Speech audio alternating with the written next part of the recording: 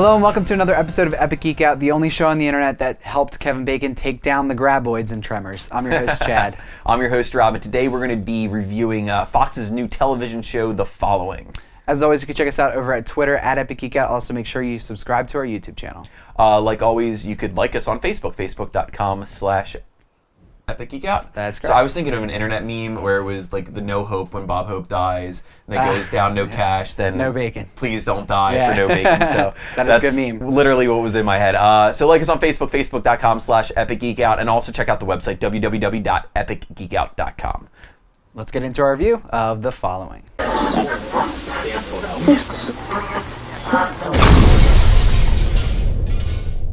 So today we're talking about The Following, the brand new show from Fox. The January premiere, highly anticipated. It was shown at Comic-Con, so it's been kind of in the works since then. They had a bunch of panels. This is the January premiere for Fox, which they do pretty much every year. Last year's was Alcatraz, so let's hope this one's a little bit more successful than that. Stars Kevin Bacon, also James Purefoy, and Shawn Ashmore. And it follows the not really career, because he was an ex FBI agent, Kevin Bacon, his character, and he's now the typical alcoholic disgrace from the FBI, and he's called back in when this serial killer escapes from jail that he helped put away and then wrote a book about putting away. Kind of his career's height of his career, he spent his whole career following this guy and kind of studying him. So he's called back in to help capture him. And some crazy stuff happens, and I guess the premise of the show is The Following is basically the cult following that this serial killer has, and how those people are going to be carrying out similar crimes to him.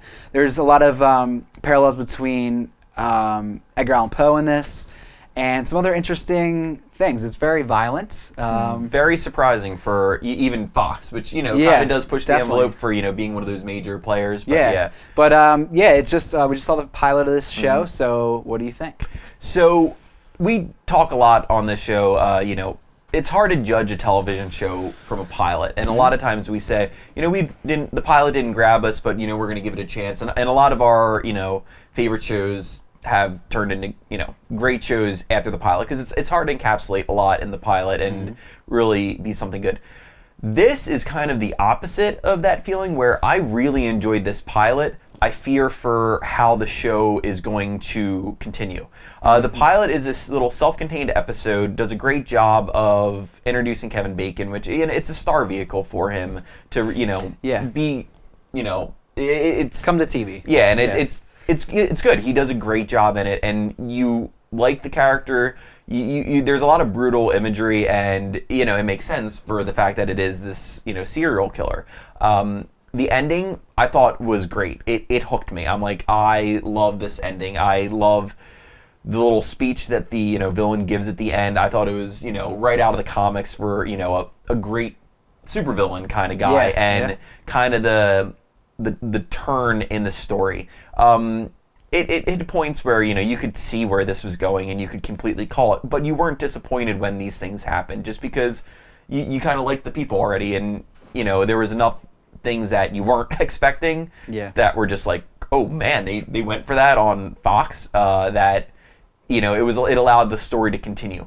But what I worry about is how this story is going to progress, and how the rest of the series is going to be based off. Like, I don't want it to be this single episodes of this killer is it doesn't seem like they're it's going hunting to. this killer. It's this guy that they're following. With the one like story arc of the three other people. Kind of thing. So I'm worried how it's gonna progress, but it definitely has piqued my interest, and I'm definitely going to stick with it for a bit. So I mean, pretty much echoes exactly what I was thinking. I think we both can agree, did a really good job. He was awesome, and ever since X-Men, when he kind of I thought that was a career role for him, which is funny because it's an X-Men movie, but I thought he did a great job in that. He comes back in this. What I thought was interesting is they do throw a lot of like TV tropes in there and stuff, but like, I was getting to the point where like I was about ready to roll my eyes, but then something crazy would happen. And you're kind of saying that too, where it would just kind of be like, wow, that's interesting and cool that they did that in the show. They took that risk. They took a chance there. So it definitely doesn't play it safe. There's a lot of really interesting ideas. I also fear for where it's going. I think it was great as an episode, but like the villain, I don't want to spoil anything. This is gonna be hard to say, but the villain is going to be hard to be a villain where this is going. And it seems like it could go into that soap opera angle a little bit. Because everything bad that he did, it made sense why he was able to do it. Right. The way he was able to reach out to the community was smart, and they explained that. Yeah. But now he can't do that because they understand how he did it before. Right, exactly. And stuff like that. Yeah, and I really liked it, but there's this weird soap opera angle I could see coming, and I just fear for that because I could see it going down the path of, what was that show with what's his name's son was in it. It was like the plane with the aliens kind of. The event. It seems like it could go down that path, and I really am scared because I really like the pilot for that. And it got really soap opera-y and really awful, like journey movie where they're just doing nothing but moving around from place to place. Which is on Netflix Instant if you want to check it out. Yeah, that's sad because that had a lot of promise as well. But yeah, I don't know. I mean, Kevin Bacon definitely carries this, so that's a good thing. That's a plus. I thought the villain was a very good actor. He was awesome. But again, how much of a role he's going to be able to play in his position, I'm not quite sure. I really like the Edgar Allan Poe tie-ins. I thought that was really cool. The literary tie-ins for it, I thought, because it made complete sense too. Like they really did explain it well. And in the beginning, they kind of seemed like you're like, oh, really? They're doing this, but then they're like, oh, okay. But the way they did it, was well written and stuff. But yeah, I don't know. I have a hard time kind of grasping where this is going to go, because it could go that like each episode is a different follower that they have to capture, but it could also just be this through line because there's enough there that I think they could keep it going. Another fear of mine is this kind of reminds me of a season of Dexter, which you don't watch Dexter, but it reminds me of a season of Dexter with Edward James Olmos in it, and he was a professor kind of following and stuff like that. I mean, it's not as big, and there's definitely differences, but I was like, oh, this is kind of reminding me of that. Like, yeah. So it remains to be seen. I think it's worth a watch, but I don't know. Even if where it's just going. The pilot, because I think the pilot was good enough for a self-contained story. So yeah, I mean, if it's a show, most shows that we've like the pilots of, probably pretty much we have not rewatched or kept with them, unless we would have said something in the show. Because usually for our thanks, we'll say, hey, we're watching Walking Dead. So if you haven't heard us talk about a show that we reviewed a pilot of, we're probably not watching it. Like Touch is coming back for a second season. Crazy. Thought it got canceled. Yeah, didn't. Wake did get canceled. Our first episode, unfortunately. I know, sad. The Penguin episode, I stopped watching. It was confusing. Yeah, but we'll probably check back in if we bring it back up. It means we're watching it, we're liking it. I'm gonna definitely give it another shot because I enjoyed the first episode. It's on Monday nights at 9, also available on demand. So so check out The Following, Kevin Bacon. If you like Kevin Bacon, you're gonna like it. And also, the good thing is it adds another choice for your 6 degrees of Kevin Bacon. Yeah, I know. Separation television now. So check out The Following.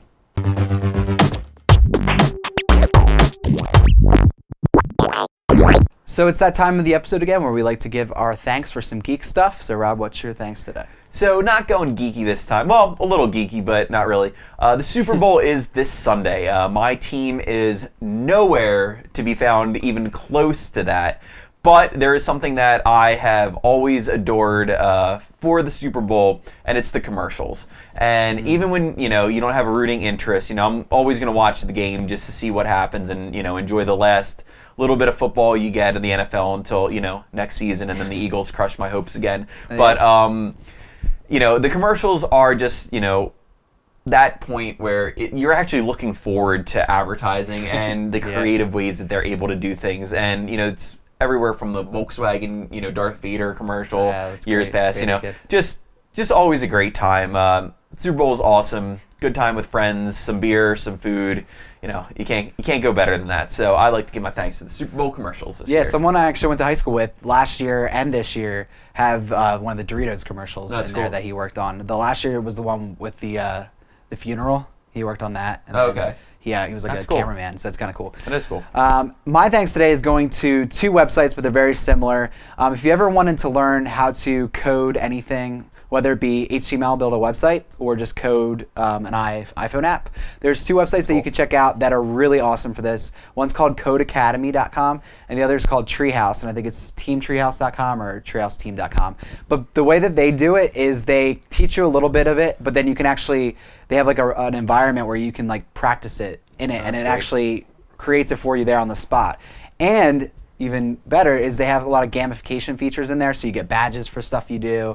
You can go on like streaks of coding and stuff. But you're building like real apps and real websites and stuff like that. So it's really cool. If you ever were interested at all, they're free. So check them out. Treehouse is not free. Treehouse, you can have some, you can go through some free courses, but you can pay as well. I think it's like $20 a month. But Code Academy is free. So check it out. JavaScript, they got everything. So Awesome. That's pretty cool. That's great. And like always, leave your thanks in the comment section of this. Down there. I got through that. Down there. Just really anything that you'd want us to check out or just things you're thankful for. So thanks for watching another episode of Epic Geek Out, and we'll be back next week.